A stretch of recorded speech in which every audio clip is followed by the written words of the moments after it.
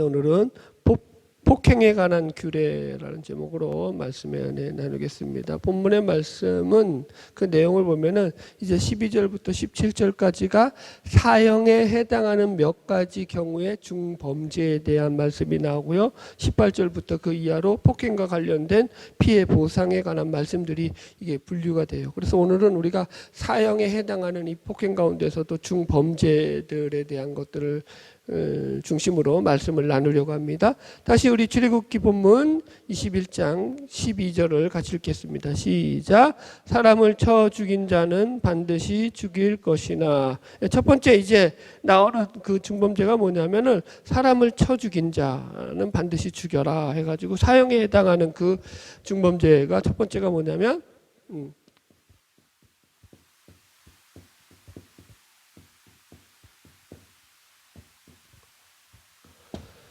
이 폭행은 폭행인데 고의적 살인이죠. 여기서 그래서 쳐 죽인다라고 할 때 이 쳐 죽인다라고 할 때 이 말이 때리다 치다라고 하는 낙하와 죽다라고 하는 무크의 복합 합성어예요. 합성어. 그래서 이 치다를 가리키는 이 낙하라는 말 속에서는 이 사람을 살해하다, 죽이다라는 의미를 담고 있어서 이것은 사람을 죽이는데 때려서 죽이는 폭행에 의한 살인에 관한 그런 말씀이에요. 이게 그 뒤에도 바로 나와요. 그래서 여기 14절 보세요. 사람이 그의 이웃을 고의로 죽였으면 너는 그를 내 재산에서라도 잡아내려 죽일지니라 라고 해가지고 고의적 살인이라고 나오죠.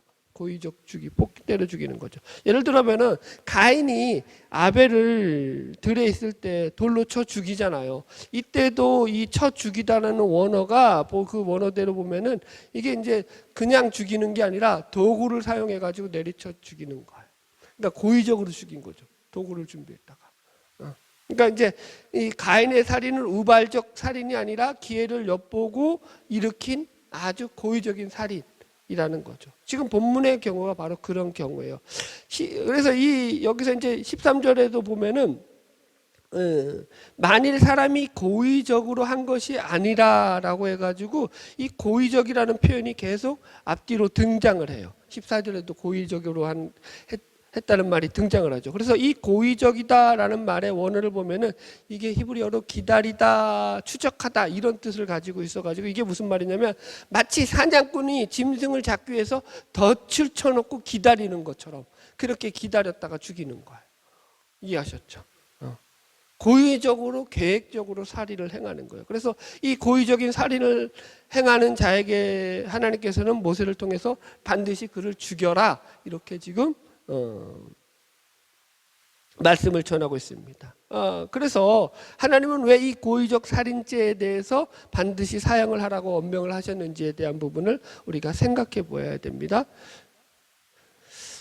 이거 첫 번째 이걸 써야겠네요. 이 부제가 뭐냐면 사형에 해당하는 죄죠. 사형에 해당하는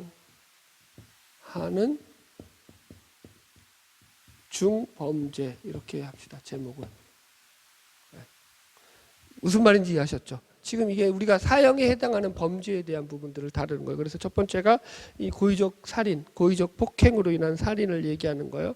이 하나님이 이런 자들은 반드시 죽이라는 그 근거 구절이 되는 게 창세기 9장에 나와요. 창세기 9장 6절 한번 찾아봅시다. 본문 접어놓고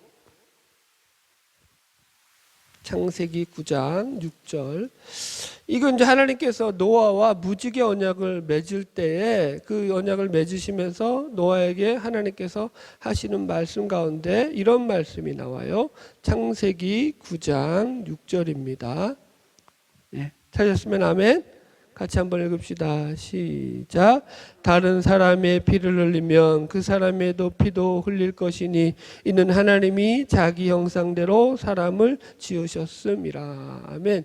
여기 보면 하나님께서 이제 노아에게 살인 금지에 대한 명령을 이때도 벌써 말씀하고 있어요. 사람이 피를 흘리면 그 사람도 피를 흘릴 것이다 라고 해가지고요. 왜냐고 하면은 그 이유를 이는 보죠? 그죠? 여기서 이는 하나님이 자기 형상대로 사람을 지으셨음이라 그래가지고 사람이 하나님의 형상을 따라 지음받은 존재이기 때문에 그래서 다른 사람의 생명을 취할 수 없다라는 거예요. 보세요. 생명은 누구 것이에요?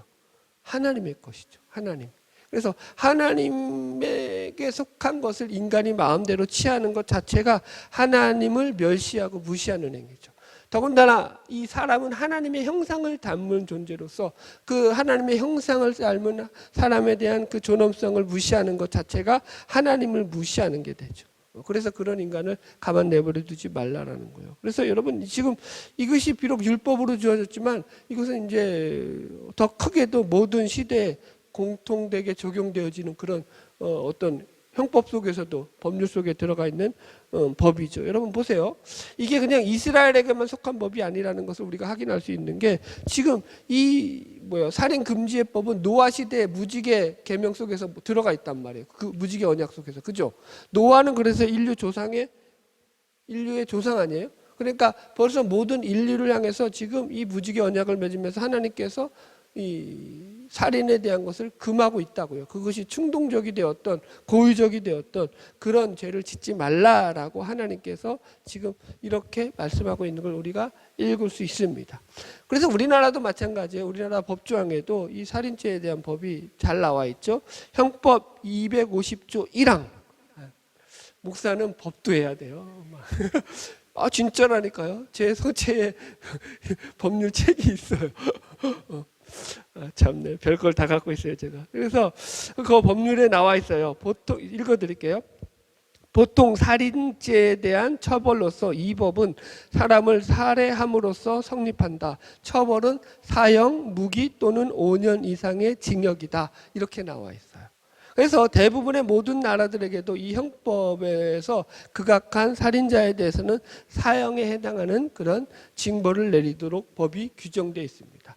물론 세상의 법은 사람의 생명에 대한 보호 법규로서 이 법이 다뤄지고 있지만 본질적으로 우리는 성경에서 말씀하고 있는 하나님의 형상을 닮은 인간에 대한 존엄성으로서 이 법이 지켜져야 함을 우리가 확인할 수 있습니다. 그래서 정리하자면 살인한 자는 하나님의 형상을 멸시하는 자요, 궁극적으로는 하나님을 멸시하는 자로서 하나님은 그런 자를 반드시 죽이라라고 명령하고 있습니다.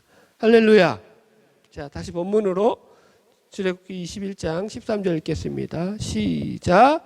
만일 사람이 고의적으로 한 것이 아니라 나 하나님이 사람을 그의 손에 넘긴 것이며 내가 그를 위하여 한 곳을 정하느니 그 사람이 그리로 도망할 것이며. 예, 여기서는 이제 고의적인 살인이 아닐 때, 의도적으로 행한 것이 아닐 때, 그런 일일 때 어떻게 해야 되냐면은 피할 곳을 갖다가 지금 예비해 놓았죠. 예를 들어서 이제 정당방위도 있잖아요. 도둑이 강도가 들어왔을 때 생명을 위협을 느낄 때 정당방위로 방어하다가 그죠? 죽일 수도 있고 혹시 또 우발적인 사고로 상대를 죽음에 이르게 했을 때 이럴 때에 대한 이제 이 처벌이죠. 그때는 재미있는 것이 이 본문에서는 이것을 가리켜서 뭐라고 말하냐면은 고의적으로 한 것이 아닌 것을 갖다가 나 하나님이 사람을 그의 손에 넘긴 것이다 이렇게 표현하고 있어요. 그죠? 하나님이 그의 손에 넘긴 거래요. 생명을 갖다가 여러분들. 그래서 참고로 개역 성경 이전의 성경은 하나님께서 생명을 그에게 붙인 것이다라고 표현하고 있어요. 그래서 마치 하나님께서 상대방에게 생명을 넘겨준 것이다라고 그렇게 이야기를 해요. 이게 성경에 이런 얘기들이 참 많이 나와요. 하나님께서 민족 간의 싸움에서도 예를 들어서 이스라엘 백성들이 죄를 졌을 때 이스라엘 백성들을 갖다가 하나님께서 징계를 할 때 아하스 왕이 이제 유대 아하스 왕이 이 우상을 숭배하고 또 예를 들어 가지고 인신 제사를 드리고 막 하나님 앞에 산당에서 제사하고 죄를 행하자 하나님께서 아람 군대와 북이스라엘 통해 가지고 남유다를 치게 하시고 많은 용사들이 죽게 만들죠. 그걸 갖다가 어떻게 표현하면 하나님께서 아람 군대에 이 유대 백성들을 넘겼다라고 표현해요. 그 나라를 넘겼다라고 표현해요. 넘긴 것. 무슨 말인지 이해하셨죠? 이런 식의 표현이 나오죠. 이제 다윗이 엔게디 굴에 숨어 있을 때 사울이 쫓아오잖아요. 쫓아와가지고 이제 갑자기 이제 이 뒤를 보러 들어가잖아요. 그 굴 속에. 그런데 그 굴 속에는 벌써 다윗의 사람들이 가득 차 있었죠. 근데 이제 깜깜하니까 뒤를 보러 간다는 게 이제 용병을 보러 간 거예요. 그러니까 혼자 들어간 거죠, 사울은. 그리고 밝은 데서 어두운 데 들어가니까 자기는 잘 안 보일 거 아니에요. 그런데 그 둥굴 속에 숨어 있던 다윗은 그 무리들은 벌써 오래전에 숨어 있었기 때문에 인기척이라 사람들이 들어오는 걸 다 느끼고 보고 있는 거죠. 그 사울이 들어와서 용병 보는 것을 보고 다윗의 부하가 다윗에게 뭐라고 말하냐면은 이렇게 말해요. 지금 보소서, 여호와께서 당신에게 그 원수를 손에 넘기셨으니, 그 원수를 당신의 손에 넘기셨으니 당신이 좋을 대로 그에게 행하소서. 그러니까 다윗에게 이 사울을 하나님께서 그 생명을 넘겼다는 것을 갖다가 하나님이 그 생명을 그에게 넘겼다라고 표현한다고요. 무슨 말인지 이해하겠죠. 성경이 그렇게 표현하는 거. 왜 이렇게 표현해요? 생명의 주관자가 되시는 분이 누구기 때문에, 하나님이시기 때문에 지금 이렇게 표현하는 거예요, 여러분들. 그래서 지금 이런 것들이 계속적으로 재밌는 표현이에요. 그래서 지금 본문에서도 말하는 게 계획적 범죄에 의한 고의적 살인이 아닌 경우는 하나님께서 그 생명을 그래서 넘긴 경우가 될 때는 그의 생명을 보존할 수 있도록 피하는 곳을 마련해 두라는 거예요. 그게 이제 유명한 도피성 제도죠. 그래서 지금 아직까지는 도피성 제도가 가나안 땅에 들어가야지만 실행되기 때문에 본문에서는 실행되고 있지 않죠. 그래서 본문에서는 우리가 유추할 수 있는 게 도피성 제도 이전에 어떤 제도가 있었냐면 강야 동안에는 그 사람들이 그렇게 우발적 사고를 당했을 때는 성전으로, 성소로 피했죠. 성소. 여기 보세요. 몇 절에 나와요? 14절 읽어봅시다. 시작. 사람이 그의 이웃을 고의로 죽였으면 너는 그를 내 제단에서라도 잡아내려 죽일지니라. 이해하셨죠? 그러니까 자기가 고의적으로 죽였는데도 우발적으로 죽인 것처럼 도망하는 거예요. 어디로? 성소로. 제단을 번제단 붙잡고 있는 거예요. 살려달라고. 그런데 그게 고의적인 거였으면은 제단에, 아무리 제단이라도, 제단 할아버지일지라도 잡아서 끄집어내가지고 죽이라는 거예요. 고의적인 것에 대해서 철저히 죄를 묻고 있다라는 거예요, 여러분들. 예. 그래서 이제 도피성 제도는 가나안 땅에 들어가서 그리고 나서 정착을 하게 되죠. 그래서 이제 요단강을 중심으로 서로 양쪽으로 나뉘어서 그래서 여러 가지 여러 도피성들을 세워서 그들에게 생명을 유지할 수 있도록 그렇게 만들었습니다. 도피성 제도가 가진 특징을 하나만 더 얘기하자면 이것은 이제 복수를 남용하지 마라. 눈을 뽑았으면 눈만 뽑아야지 상대를 죽이려고 덤벼들면 안 된다라는 차원에서 이런 취지의 법이 있는 거죠. 여러분 이제 현대법에서도 그래요. 예를 들어 가지고 어떤 폭행적이라든가 어떤 사고가 터졌을 때, 사건이 터졌을 때 이 제일 많이 보는 그 중심적인 뭐냐면은 그것이 우발적으로 일어났느냐 아니면은 고의적으로 일어났느냐를 보죠. 그래서 고의적으로 일어났으면 처벌이 매우 심하죠. 형사 처벌까지 받고 고발까지 받고 감옥에 가게 돼 있죠. 고의성이 있으면 그 폭행에 대해서. 그러나 이게 우발적으로 일어났으면 어떻게 되죠? 그건 이제 법적인 이 형사 처벌은 안 받아요. 우리 법에서도. 그건 이제 민사로 가서 예를 들어서 그 사람이 어디가 다쳤으면 다친 거에 대한 배상이라든가 이런 것들을 하게 돼 있지. 법 자체가 그렇게 돼 있다는 거예요. 정리하자면 폭행에 있어서 지금 성경은 그것이 고의성이 있느냐, 의도성을 가지고 있느냐, 그렇지 않느냐를 중요하게 보고 있더라는 거예요. 이게 왜 중요하다고요? 여러분들? 지금 이게 사람의 마음이기 때문에 그래요.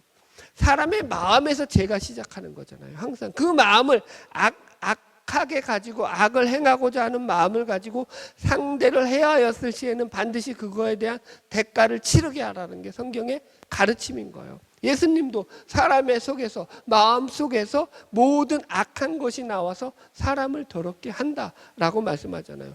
우리가 그래서 늘 우리 안에 더러운 것이 있음을 잘 인식하면서 그 더러운 것들이 우리를 주장하지 못하도록 늘 경계하고 주의하면서 살아가야 하겠습니다.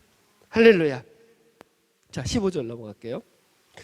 같이 읽읍시다. 시작. 자기 아버지나 어머니를 치는 자는 반드시 죽일지니라. 예, 두 번째 또 살인에 해당하는 중범죄가 뭐냐면은 부모를 치는 자예요. 그죠? 자, 여기 더 재밌는 게 나와요. 17절 읽어보세요. 시작. 이와 비슷한데 시작. 자기의 아버지나 어머니를 저주하는 자는 반드시 죽일지니라. 두 가지가 나오죠.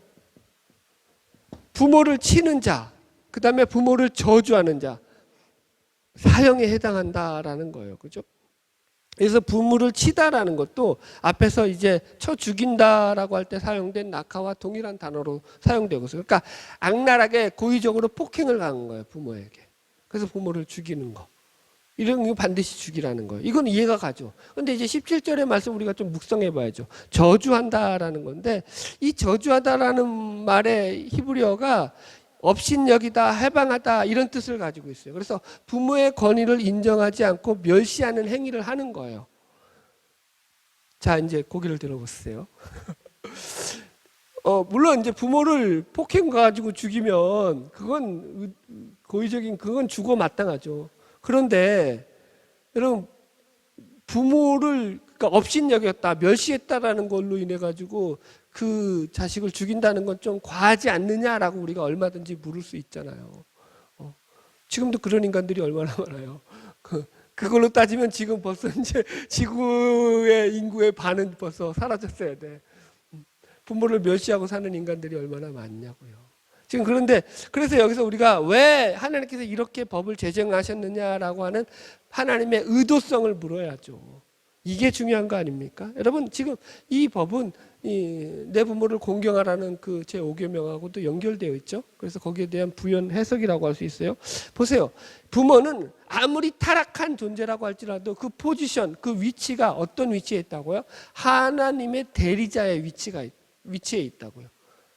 하나님을 대리해서 세운 존재라는 거예요. 그래서 여러분들 인간의 생명을 무시하는 자가 하나님을 무시하고 멸시하는 것처럼 그 부모를 무시하고 멸시하는 자가 곧 여기서도 마찬가지로 하나님을 무시하고 멸시하는 자다라고 우리가 해석을 할 수 있다고요. 그죠? 자, 부모를 공경하라고 할 때 이 공경이라는 말이 이게 명령어로 나와서 목적격이 나오는 것은 두 가지밖에 없다고 했어요. 하나님하고 부모밖에 없다고요. 하나님을 공경하라, 부모를 공경하라 밖에 없다고요. 명령어로 쓰일 때는. 이해하셨죠? 그러니까 이 부모를 하나님과 동격으로 놓고 취급하고 있다고요. 모든 나머지들은요, 어른이 되었던, 무슨 선배가 되었던, 어떤 지방의 장로가 되었던 다 동격으로 보고 있다고. 인간과 인간 사이는 성경에서 기본적으로 동격이에요. 수평적 관계예요. 인격적 관계를 맺어야 돼요. 딱 두 존재죠. 수직적 관계를 맺을 존재로 부모와 하나님을 놓고 있죠, 성경은. 그게 참 우리가 유념해야 될 상황이에요. 그러니까 부모가 잘 가르쳐서, 혹은 부모가 훌륭해서, 혹은 부모가 매우 인격적으로 잘 대해줘서 그렇게 공경하라가 아니라고요. 물론 그러면 좋죠. 그렇지 않는 부모도 있잖아요. 얼마든지 있죠. 그러나 부모는 그렇지 않을지라도 공경의 대상이 되어야 된다라는 거예요. 그 공경하다라는 카베드가 무겁다라는 뜻이잖아요. 그게 이제 장기로 치면은 장기 중에서 제일 무거운 게, 우리 내장 중에서 제일 무거운 게 간이라고 해요. 그래서 이 간이라는 뜻도 있어요. 이 카베드가.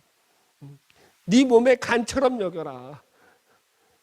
간이 망가지면 다 망가지는 거 아니에요? 네? 아멘? 네. 좀 소중히 여겨라, 그 얘기하는 거잖아요. 여러분. 할렐루야.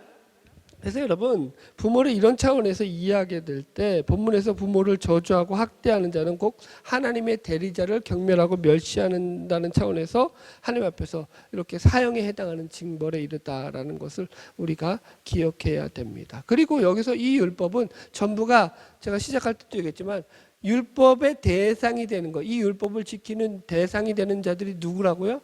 다 큰 장년이 된 성인들을 가리키는 거예요. 이해하셨죠? 어린 아이들을 대상으로 이 얘기를 하는 거예요. 어린 아이들한테 부모를 공경하라가 아니라 다 큰 성년이 된 그런 자들, 가정을 이룬 그런 성령인이 된 자들에게서 부모를 공경하라는 거야. 그때 부모는 다 그러면 어떤 자들이에요? 어떻게 보면 노약자들이죠. 힘이 없는 자들. 여러분들. 그러니까 여러분 보세요. 이게 무슨 말이냐면은 다 자란 성인이 되었음에도 불구하고 그를 키워준 부모가 늙은 좀 뭐라 그럴까요?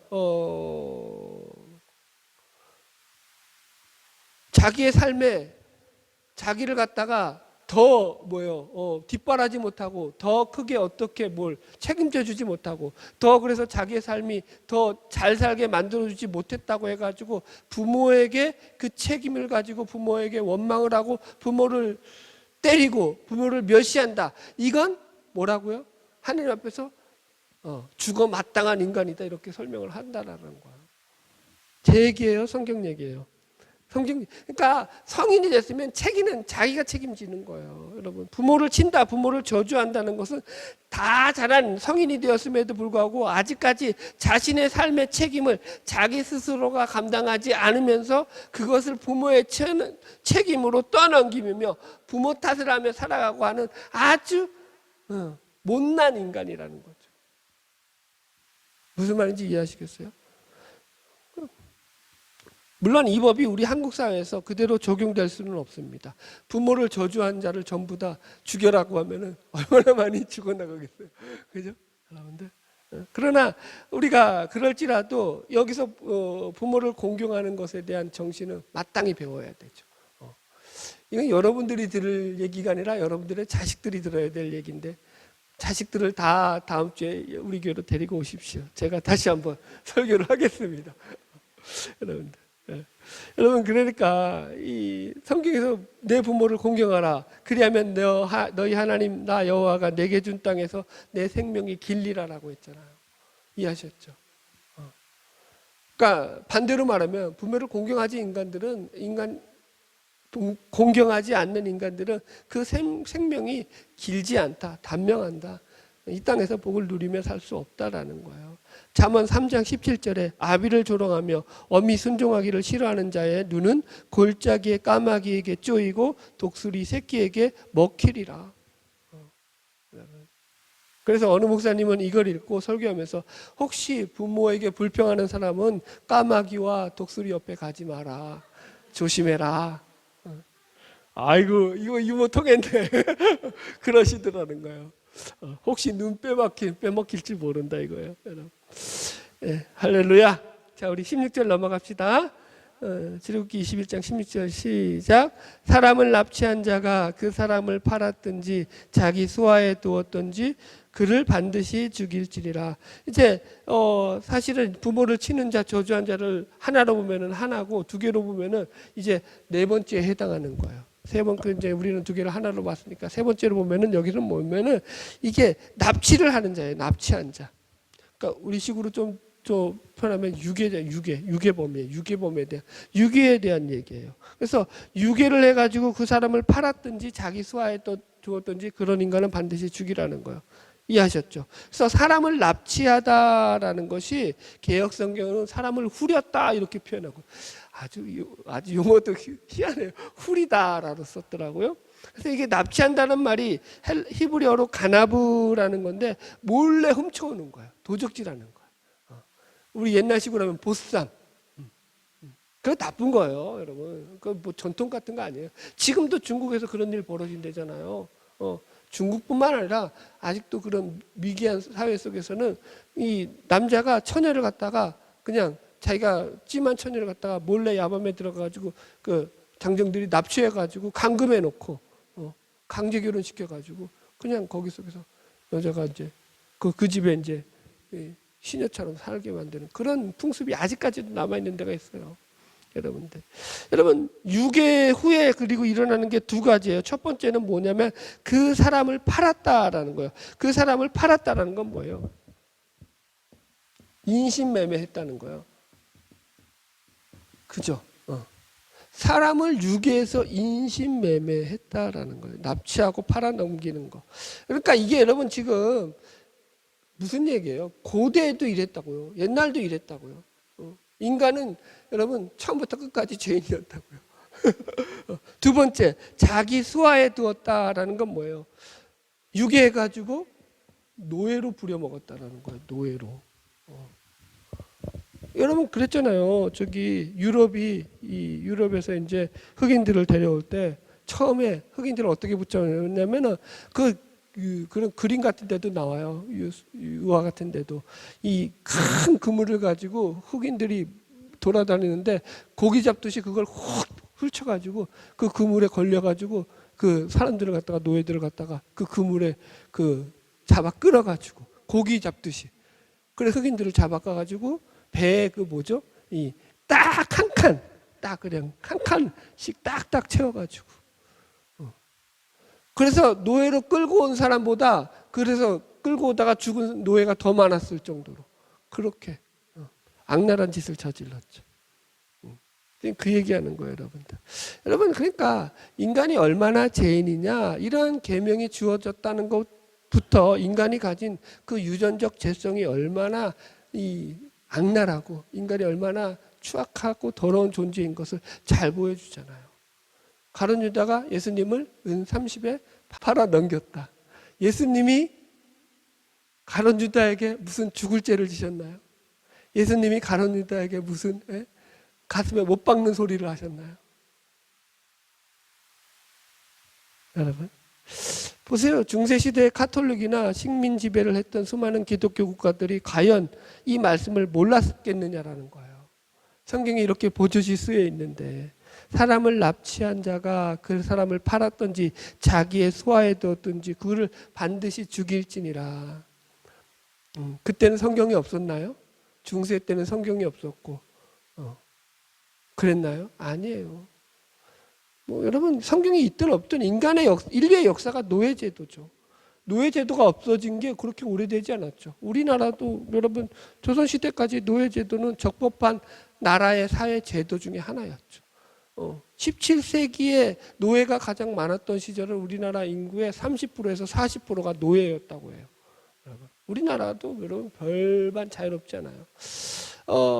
유괴 사건은요 지금도 버젓이 이 대한민국 땅에서 이루어지고 있어요. 여러분 제가 자료를 찾을 수 있는 게 2009년에서 2015년 통계 자료밖에 없어가지고 그 자료를 찾았는데 그래도 그때부터 꾸준하게 연결되어 있는 것을 볼 때 그게 지금까지 큰 통계상으로 차이가 없어요. 읽어드리면 행전안전부 통계예요. 행안부 통계를 보면은 6, 7년 동안의 성년의 경우 하루 평균 127명의 실종 사고가 접수된다고 해요. 성인이 하루에 127명이 우리나라에서